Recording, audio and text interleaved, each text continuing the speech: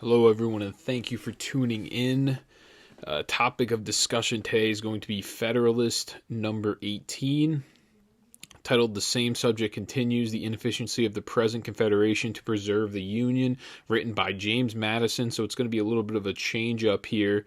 The last couple have been written by Hamilton, and it was written December 7th, 1787. Topics include unity is essential in a republic for stability, and a council has far too much power with no checks. So in this paper, Madison outlines multiple historical confederacies and false republics to signify that the current system is flawed. He uses ancient Greece as well as the Achaean Council. The Achaean Council, Achaea, to begin with, was within Greece. I'm going to leave a visual up there right now on the screen just to get a look at ancient Greece. It is very confusing because Greece has so much history that dates back to like 1000 BC, I'm pretty sure. So if you go and you look up the Confederacy of Greece, you'll get a lot of different results. But to try to put it in the simplest terms, they had a council kind of like the Confederation, the current Articles of Confederation that they had at the time. They had a council just like it, and they called it an amphictyony. I believe I'm trying to pronounce it right. It's amphictyony. And it was pretty much a league of neighboring ancient Greek states sharing a common religious center or shrine. A league of people inhabiting neighboring territories or drawn together by community. So it was like there wasn't a really strong union there, but it was called the Amphitonic Council is what they called it. And I'm going to start it off here. And you know what? Madison makes a differential. He shows that there's a difference between the two. When he says the Greece republics, they were less unified, and then the Achaean Council was much more unified, and it was actually, with the exception of the United States of America and the federal constitution we hold today, it was really the very first federal structure, but in many ways it was flawed. So it's nothing like the structure we have here, but I'll explain it.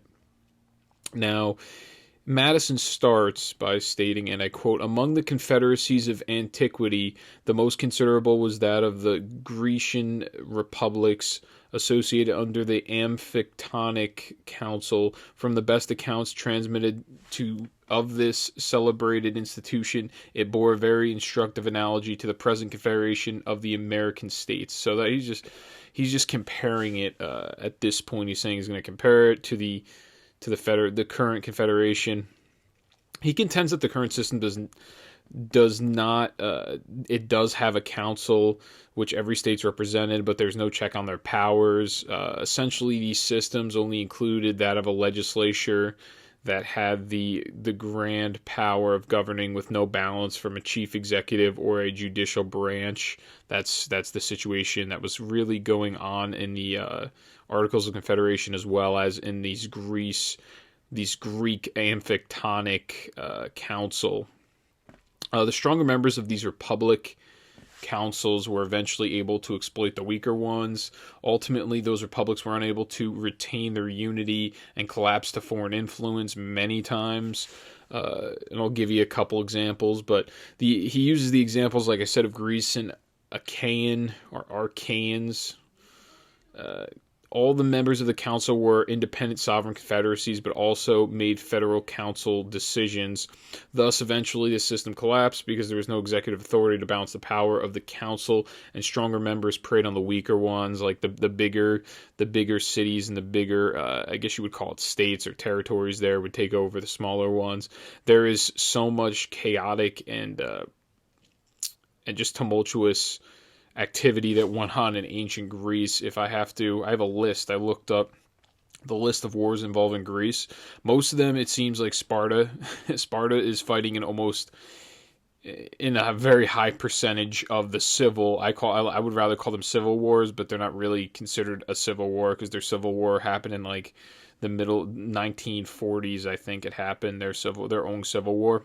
But there's the First Messenian War, there's the Lelatine War, the Maliac War, the Second Messenian War, and that's from the Archaic period. I mean, there's different periods in time in which there's the Trojan War, which was one of the very first ones. It's hard to really get the time because this is all BC, so this is a very long time ago. I mean, it's 2,000 plus years ago. But a lot of them are Sparta's always involved, it seems like, in a lot of these wars. Athens and Sparta pretty much hated each other. They would fight constantly, from what I've read online here so far. And then there's the Persian War, where Persia tried to take over Greece, and Greece was eventually able to counterattack and successfully fight them off. They also fought in Sicily. There was a Sicilian War because I think it was Athens and Sparta were fighting each other, and the Athenians had some sort of ethnic relation to the people that were fighting in Sicily. I don't even remember the name of them. The Battle of Himera. I don't know, but so they went to Sicily and they fought alongside these ethnic brotherhood that they had. There was a first Sicilian and a second Sicilian War. It's how many wars they had. Truly, it's astonishing how much infighting and factions were going on all throughout ancient Greece. So there was a lot of history for Madison and Hamilton to really look at before they wrote these papers and they wrote the Constitution. Because if there's the siege of Malta, there's the siege of, there's so many wars and battles that took place from starting as early as the Trojan War, 1100 BC, they're thinking, to 1200 BC, they don't even know. And then from that time up until, I think the Romans pretty much took them over, I want to say. But no, there's just so many wars. I can't even cite them. I mean, all in BC, so it was a good 1,000 years of wars that were going on, just all throughout Greece. They're all fighting each other constantly. It's crazy. The amount of, I'm going to try my best here, but there's so many historical references that go on.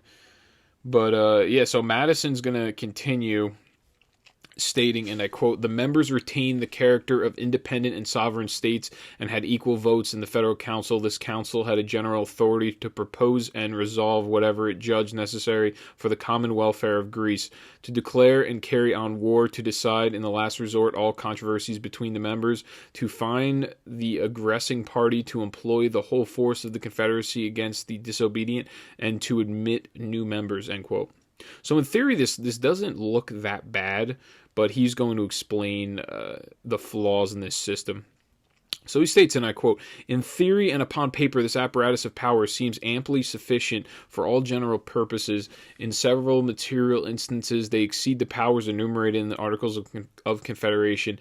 The Amphictyons had in their hands the superstition of the times, one of the principal engines by which government was then maintained," end quote. So then he continues, and I quote, "Very different, nevertheless, was the experiment from the theory. The powers, like those of the present Congress, were administered by deputies appointed wholly by the cities in their political capacities and exercised over them in the same capacities. Hence the weakness, the disorders, and finally the destruction of the Confederation, or the Confederacy. The more powerful members, instead of being kept in awe and subordination, tyrannized successively over all the rest. Athens, as we learn from Demosthenes, was the arbiter of Greece for 73 years. The Lacedaemonians next governed in 29 years. At a subsequent period, after the Battle of Leuctra, the Thebans had their turn of domination," end quote. So the Lacedaemonians, from what I've read, if I'm even saying that correctly, that was Sparta. It was another name for Sparta. I guess it was the precursor to Sparta. And like I said, the Athens, they held the power for a long time, and then the Thebans did. And I think that's Thebia or Theba or something like that. Or Theban. I don't even know. There's just so much information in this one, particularly it's all historical. So then he states, and I quote, even in the midst of defensive and dangerous wars with Persia and Macedon, the members never acted in concert and were more or fewer of them eternally the dupes of or the hirelings of the common enemy. The intervals of foreign war were filled up by domestic vicissitudes, convulsions, and carnage, end quote. So what he's saying is, these wars with Macedon, Persia, they were never able to actually unify. That's what he means when he says concert. And then he also states some of them were actually fighting for the enemy against their Greek brethren.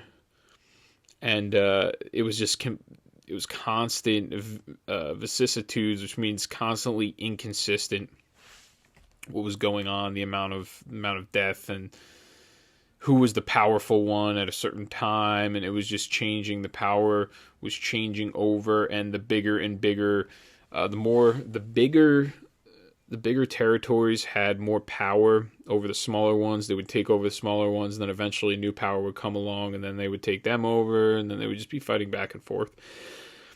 And next he states, and I quote, after the conclusion of the war with Xerxes, it appears that the Lacedaemonians, which were the Spartans, required that a number of the cities should be turned out of the confederacy for the unfaithful part they had acted. The Athenians, finding that the Lacedaemonians would lose fewer partisans by such a measure than themselves and would become masters of the public deliberations, vigorously opposed and defeated the attempt, end quote. So pretty much Xerxes that was the Persian War. Xerxes, there's that whole 300 movie where the Spartans fought Xerxes, and then Xerxes I think he ended up defeating like 300 of them, but the 300 of them really fought vigorously and took out way more Persians than Spartans that passed in the battle. And then eventually I think Greece got together and they were somehow able to fend off Xerxes, and they started taking over some of the areas over there in Persia.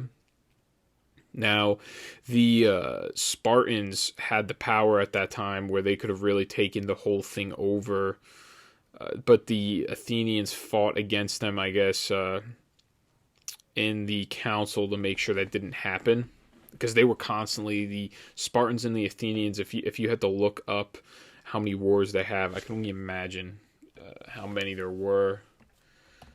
How many wars between Sparta and Athens? I mean, it's got to be a lot, because there was the Peloponnesian War, which they refer to. That one went on for almost 30 years between the two of them. The Greco-Persian Wars. it's insane how many wars they had. But then Madison continues here. And I quote, this piece of history proves at once the inefficiency of the Union, the ambition and jealousy of its most powerful members, and the dependent and degraded condition of the rest. The smaller members, though entitled by the theory of their system to revolve in equal pride and majesty around the common center, had become in fact satellites of the orbs of primary magnitude. End quote. So if you were a smaller, pretty much if you were a smaller member of these of this union, and in which our current constitution, the reason that they came out with the proposed constitution was to actually protect those smaller members, because they did understand that the majority could take over the minority.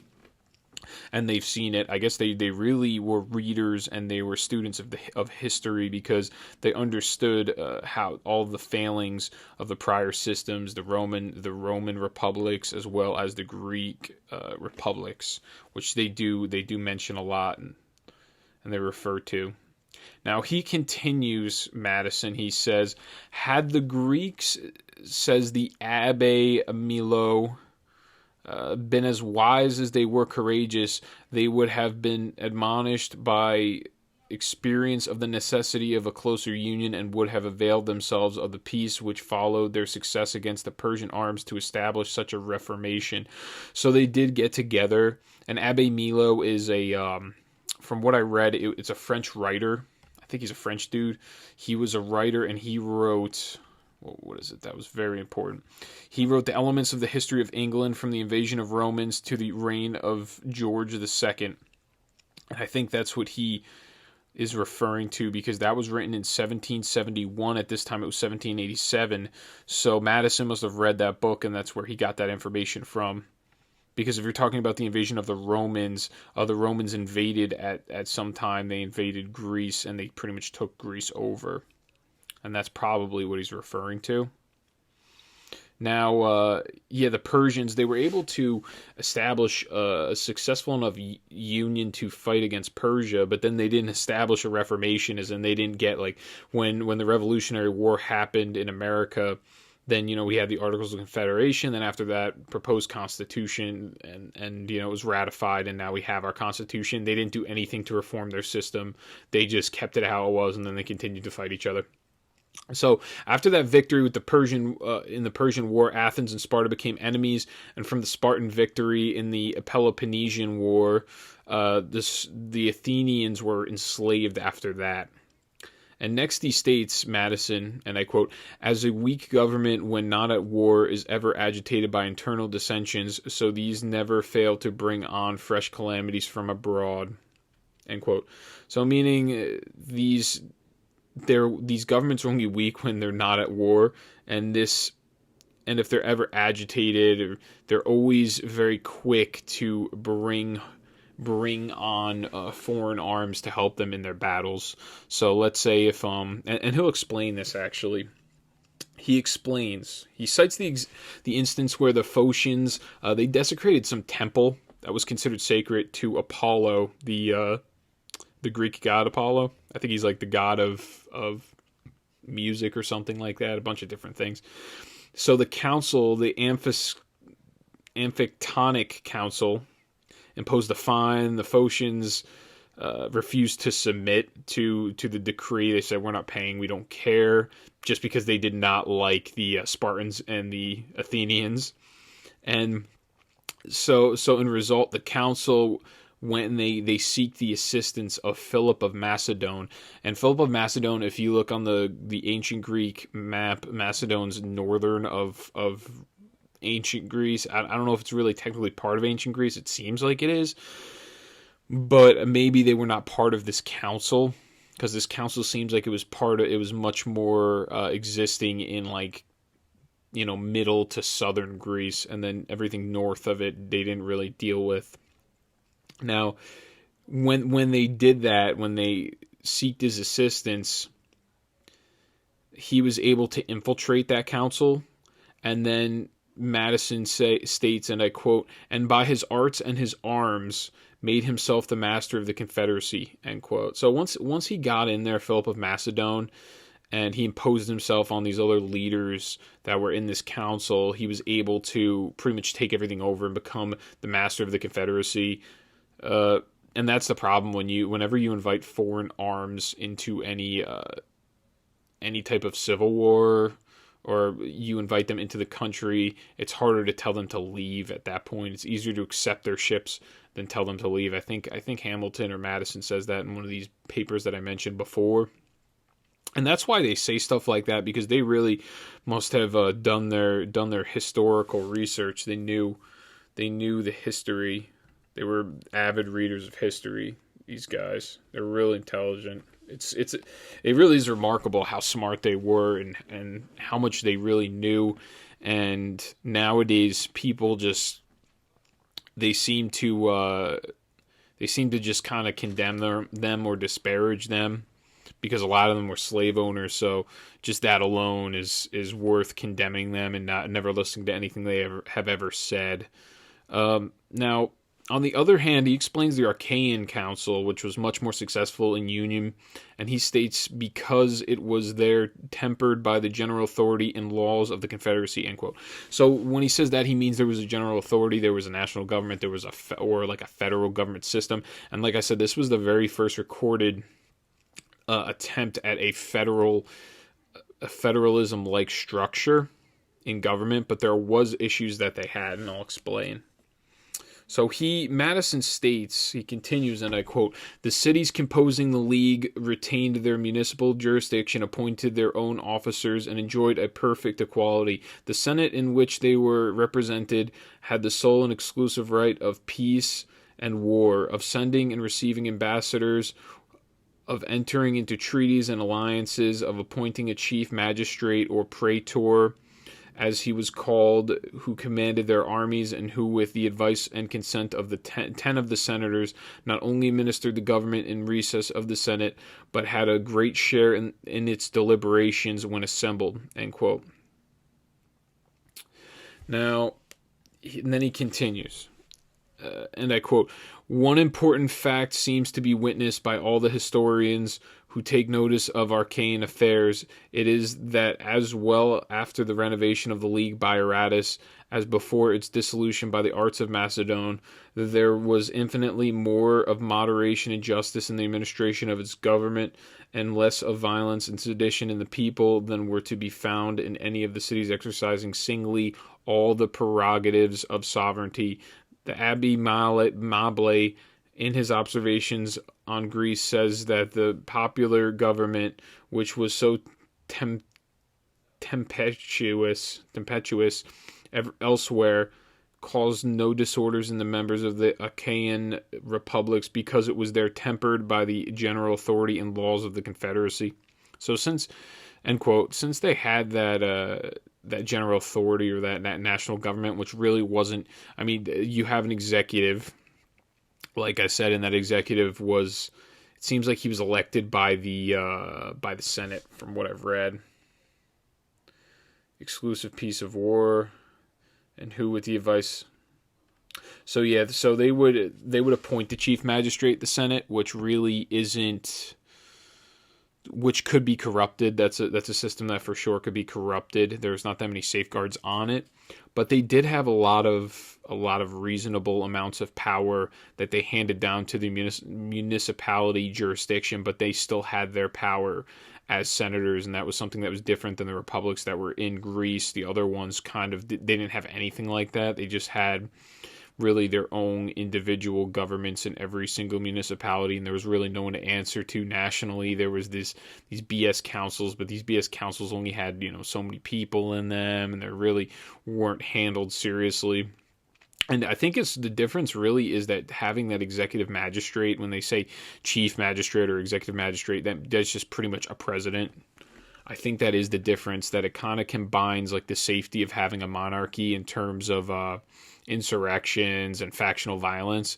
It combines that as well as the liberties, the individual liberty and sovereignty of having a Senate or a House of Representatives. It kind of combines those two, puts them together into one. Because I guess that's really if you really think about what the Constitution is, it's a mix between having that president, having almost a monarch, but it's not really a monarchy, but you have a monarch head, and then on top of that you have a mix of a republic as well, where there is councils, as in, the Congress, the Senate, the House of Representatives, and those people represent the people directly. I mean, everyone's supposed to, in the government, represent the people directly, but the House of Representatives truly, as well as now the Senate. The Senate, I've been actually thinking about this the last couple of days, how they changed the Senate. The Senate used to be voted for in the state legislatures. They used to vote for the senator, and now it's just kind of a democratic vote in each individual state. And I'm actually much more of a fan of the old system, where you would have to vote, the state legislatures would vote on who the senator is going to be, because I think then it is actually more representative of the people. So, for example, let's say there's much more, it's almost, what's the way to explain it? It's almost much more like an electoral college system, but actually in the individual state. So, let's say you live in, let's say your state legislatures in New Jersey is 250, and those legislatures are certain districts or what have you. I'm not exactly sure how they select the legislature in the state of New Jersey, but if you have This is why I think it's actually a very fair system that makes sense. If you have New Jersey, you have Newark, you have Camden, and you have Trenton. You have three pretty big cities with pretty big populations. I'm not sure how big Camden is now, just because it's such a the place is like a bomb hit it. It's like a war zone in Camden. Last time I drove through, it's really a shame what happened there. With just straight up gang violence, I guess, homelessness. It is rampant there. It's just a mess. But we have those three cities, and they are a pretty high population density of the state, I'd like to think. So let's say they only get so many state legislatures. Let's say they get, just those three cities alone get like 50, and the other 200 is for the rest of the state. Those 50 are probably going to be Democrats straight down the board, so they're probably going to put up their Democrat official for Senate. That's who their candidate's going to be. That's who they're going to vote for. And then let's say all the other state, let's say, 75% of the rest of the towns or the rest of the municipalities that are voting are Republican or red leaning. Then they would put up the Republican, and then the remaining would go towards like a Democrat. I just think it's more fair, it's more representative of the individual municipality. It gives power to your municipal government, and it would actually make people much more aware of what's going on in their local governments. I actually think it was a good thing that they had it set up that way. Now this system kind of just goes with, if you're a blue state, then you're going to have 2 blue senators. If you're a red state, then you're going to have 2 red senators most likely. That's how it'll work. Like if you're a deep red state, obviously. If you're a state that's kind of in the middle, a little bit swingy. What's weird is West Virginia has and West Virginia is known for being super red. They have like a senator, but he's like a moderate. He's supposed to be like a moderate Democrat. He always says that he's not going to pass packing the courts. He's not going to pass certain legislation. Who knows? We'll see what happens. That's just me going off. But I do think that format is much more representative of the individual municipalities, and then that in and of itself represents a republic much more than the current system that we have, because it's supposed to almost be like a top-down. Everything is supposed to be a republic, so the federal government runs like a republic. The state government's also supposed to run like a republic. So having a Democratic vote in terms of your Senate doesn't really make any sense. Now, for the House of Representatives, it makes much more sense because that's a specific district that you have with so many people in it. And still, there's multiple districts in the state. All these districts are different. Some are blue, some are red, some vote, they vote different ways. But just taking the entire state and just putting it for a Democratic vote, because the House of Reps, it's not the entire state that votes on 2 candidates. It's certain districts vote on all, no matter what, there's like 13 different districts or something like that. You vote on different people depending on what district you're in. But when you're in the Senate, everyone's voting for, Bob Menendez, or everybody's voting for Cory Booker. And they're really just winning because the state in general is blue in the big cities. But if you didn't have those big cities there, the state they would have some Senate picks that would actually get really close to winning that are red. That's just my personal opinion. But yeah, so the cities composing the league, what did he say? They maintain their municipal jurisdiction. But like I said, yeah, the one issue is that they really did not have. They also didn't really have a judiciary, from what it seems like here, and the Senate kind of had too much power in picking an executive or the president. But it seems like it worked pretty well relative to how the rest of Greece was doing, considering they were all killing each other for like 1,000 years. So once the Achaean League practiced the arts of division, further dividing the territories and the union, it soon crumbled. And I'm going to explain how that happened. Now, Madison explains, and I quote, "Whilst the Amphictyonic confederacy remained, that of the Achaeans, which comprehended the less important cities, only made little figure on the theater of Greece. When the former became a victim to Macedon, the latter was sparred by the policy of Philip and Alexander. Under the successors of these princes, however, a different policy prevailed. The arts of division were practiced among the Achaeans. Each city was seduced into a separate interest. The union was dissolved. Some of the cities fell under the tyranny of Macedonian garrisons, others under that of usurpers, springing out of their own confusions. Shame and oppression ere long awakened their love of liberty. A few cities reunited. Their example was followed by others as opportunities were found of cutting off their tyrants. End quote. This is going to go on. He explains everything that really happened in the history here. I mean, this, like I said, this is deeply historical. This entire paper has so many references. So to begin with, Alexander is, I believe he's referencing Alexander the Great in this, and Alexander the Great was known as he was like a Macedonian, I guess a prince or something, and he was able to actually expand the Greek, from what I understand, the Greek Empire, the largest it's ever been, or the Macedonian Empire as large as it's ever been before. And then, the Philip of Macedon was the original king that kind of infiltrated the Confederacy or the Council and was able to take over. And the successors of these, like he says, they practiced the arts of division, including that in Achaia, and because of that, their union was dissolved, and then they fell into tyranny because Macedon was holding all these territories at this time, and they were oppressing all of the people. And because they had this oppression going on, they tried to reunite. Their example follows the others as opportunities were found, cutting off their tyrants. They're trying to cut their tyrants off, and then I'm going to continue with what happens after all of this, what happens next. And I quote, "The League soon embraced almost the whole Peloponnesus. Macedon saw its progress, but was hindered by internal dissensions from stopping it." So I'm talking about the war, the Peloponnesian War, is what they're explaining here. And then Macedon saw that it was going on, but they were hindered by other dissensions that were going on in their territories. Because, like I said, this was a factionalism that was going on. So when you have one territory would take over another, then the other territory would take over, and then while all this is going on, there's infighting within the small territories that they were having issues suppressing. And then he continues, Madison, and I quote, "All Greece caught the enthusiasm and seemed ready to unite in one confederacy when the jealousy and envy in Sparta and Athens of the rising glory of the Achaeans threw a fatal damp on the enterprise. The dread of the Macedonian power induced the League to court the alliance of the kings of Egypt and Syria, who as successors of Alexander were rivals of the king of Macedon.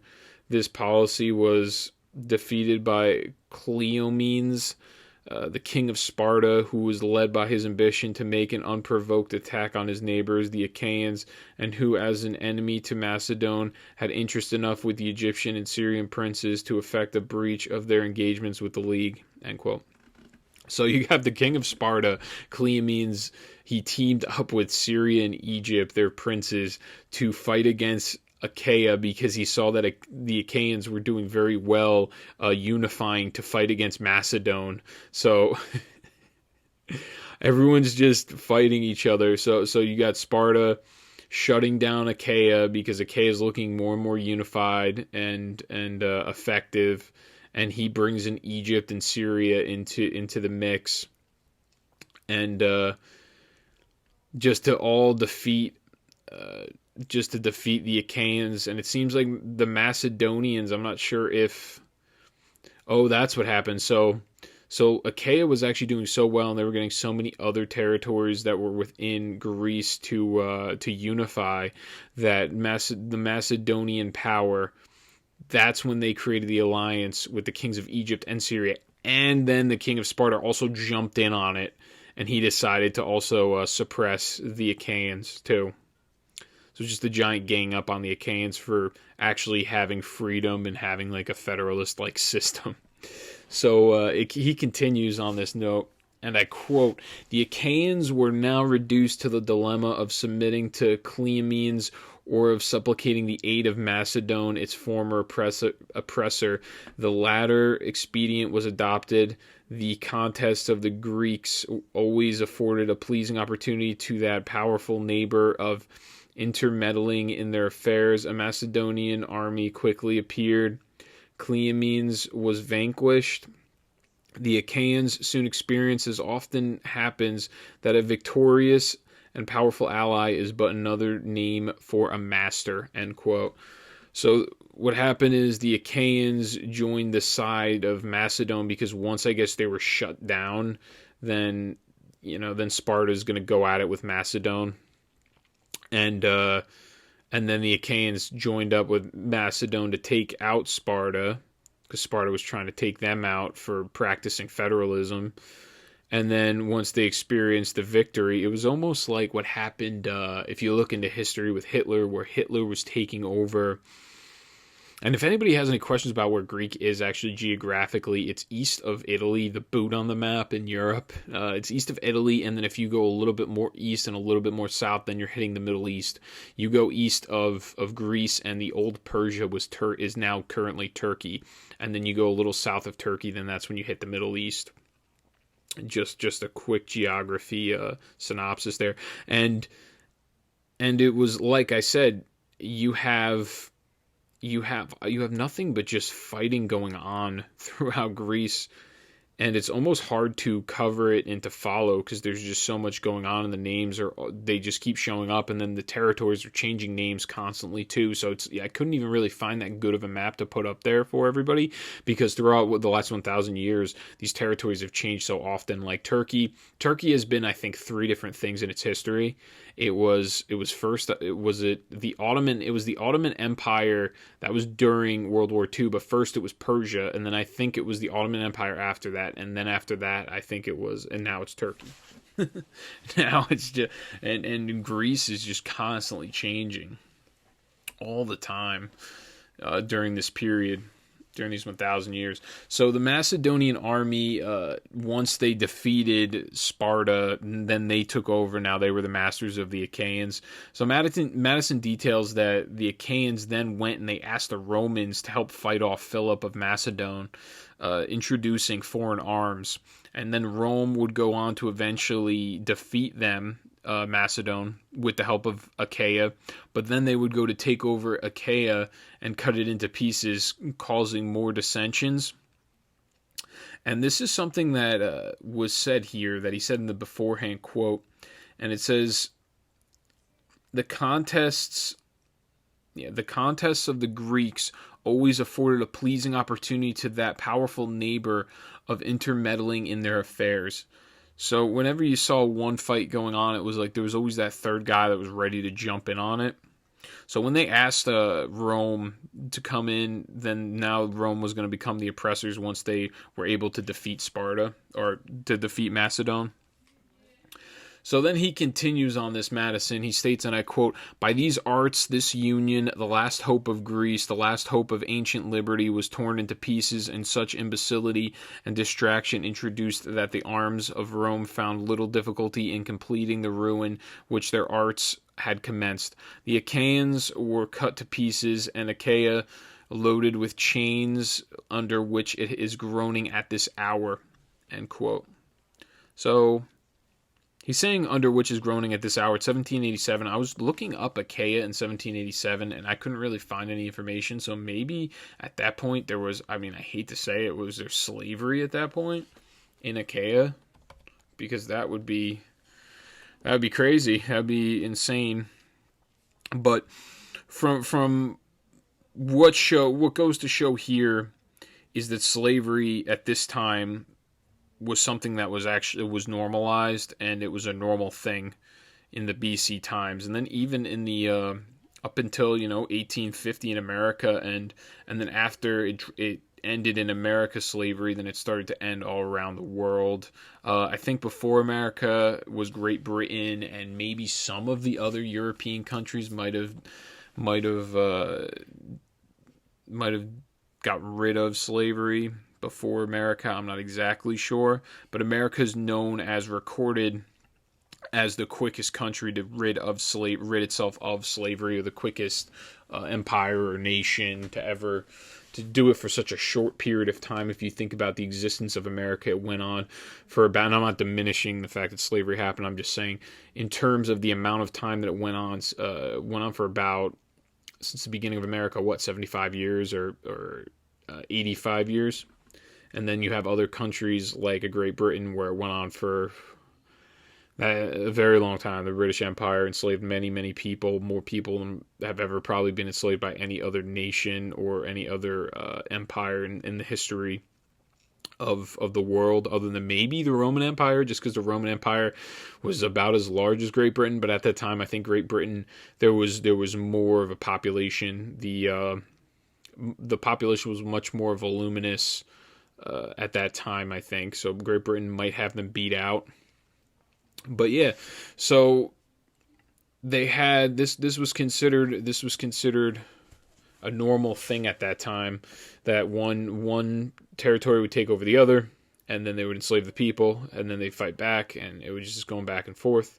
So Madison ends this paper stating, and I quote, "I have thought it not superfluous to give the outlines of this important portion of history, both because it teaches more than one lesson and because, as a supplement to the outlines of the Achaean constitution, it emphatically illustrates the tendency of federal bodies rather to anarchy among the members than to tyranny in the head," end quote. So this is actually a very, very important, probably the most critical part of this entire paper, because this was pretty much nothing but a history lesson. But what he's saying is, when the tendency, he uses this example because the tendency of having too much tyranny going to the very head, that never really happens in a republic, and that's what he's trying to explain. In a republic, the power doesn't go to the head of the government, as in it doesn't go to like the president of the national, it doesn't go to the national government or the council. Like the council this time,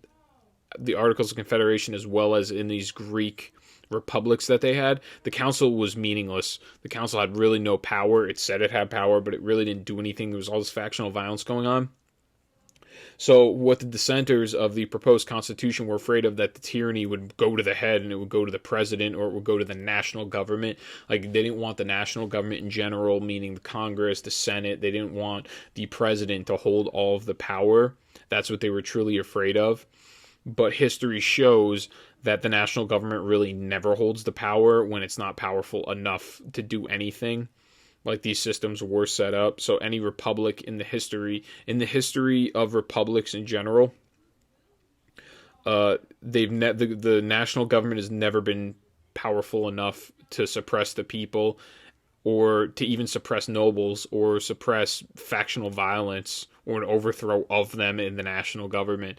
So this supports Hamilton's point. Madison supports Hamilton in saying that we need a strong federal government, and much more in the history of republics, factional violence ensues and the federal government isn't strong enough, rather than the federal government being too strong and the tyranny all going to the head of the federal government, or going to, to the head of Congress, like Congress having too much power, or the federal government having too much power. That often does not happen. It's much more often the other way around, where the people have so much power that there's anarchy. And I don't mean the people have so much power. I mean the heads of these separate states, confederacies, territories, however you want to word it, they have all the power. So the states really were the ones that had to try to put it in the context of an Articles of Confederation.